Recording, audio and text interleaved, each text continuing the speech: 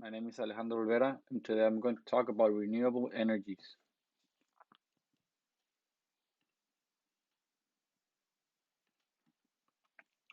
Well, I'm going to talk about renewable energies, all their benefits, how are they growing, and how they can help us. First of all, did you know that one wind turbine can power up to 1,500 homes for a year? That can be considered a lot. I'm sure you've been to La Rumorosa and seen these wind wind turbines parks. And before you see more than a couple of them. Imagine taking all of those and generating electricity for our town, for a state, or for a fabric either. So yeah, taking in mind that one wind turbine can power up to 1,500 homes for a year, you can really tell that these renewable energies are legit and they are really doing something for the world.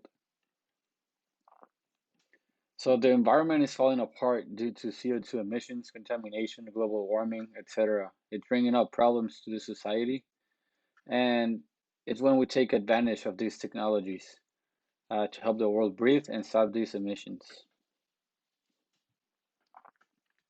Okay, so what are the renewable energies? Renewable energies are a source of energy that is collected from the earth and is referred as clean energy. Why clean energy? Because they don't contaminate at all. Visual contamination can be considered, but CO2 emissions or any other kind of contamination, it is not a thing. Also, another problem that can be considered is the waste after these technologies have lived their cycle, their life cycle. But that's after 50 years, and recycle them is always an option. Sustainable is a word that perfectly defines these energies. So being sustainable means not depending on others, or in this case, on the public energy. Clean, renewable energy improves our health, environment, and economy. These are some of the benefits that renewable energies bring us, but they'll be showed later on this speech. Okay, so what types of renewable energies do we have? These are one of the most common ones. It's not only solar energy or wind energy, which we have seen a lot, but we also have hydroelectric energy, tidal energy, that you can compare this tidal energy to the wind energy because it has the same mechanics, but instead of working with wind, it works with the tide down below in the ocean. Geothermal energy is also a thing. It's not such of a big deal here in Mexico, but it is in certain parts of the world where you can take advantage of this heat that comes from the earth. And also biomass is one of the most uh, famous types of renewable energies. Okay, statistics. Well, here are some statistics for the year 2021 on renewable energies in the United States. These are showed in gigawatts. That is a lot of energy, actually. You can start from milliwatts, milliwatts, then watts, kilowatts, megawatts, and then there's the gigawatts, which are which is a lot of energy.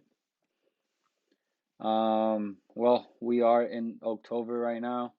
We're supposed to have 2 gigawatts of clean energy, and by December, we're supposed to have these almost 14 gigawatts of energy.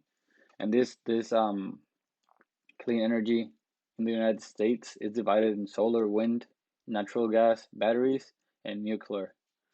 And as you can see, um, solar energy is the most common one, along with wind energy. But I'm sure all of the other energies or technologies, if you want to call it that way, they're gonna catch up in the future. It just takes time, money, and a lot of work. But for now, solar and wind energy are the ones that are stepping up, and we gotta keep up with them. I also put some statistics for global statistics, and right now we're in 2020. This are showed in trillion kilowatt hours, and this kilowatt hours can be traduced to consumption.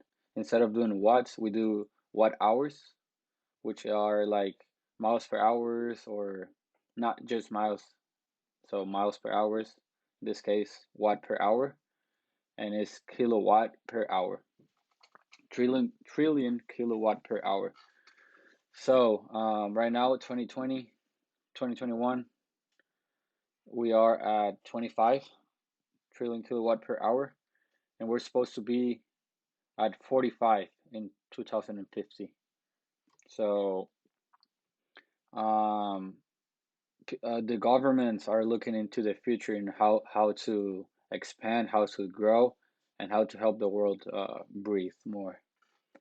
And as I mentioned before, these renewable energies are most solar and wind, but hydro is taking place too, and other renewable energies that are still growing.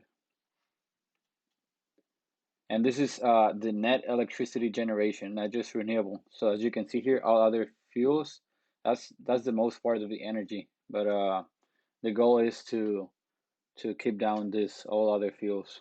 I know it's hard because there's a lot of people in the world, but there's a chance. Benefits. There's a lot of benefits. Creating jobs.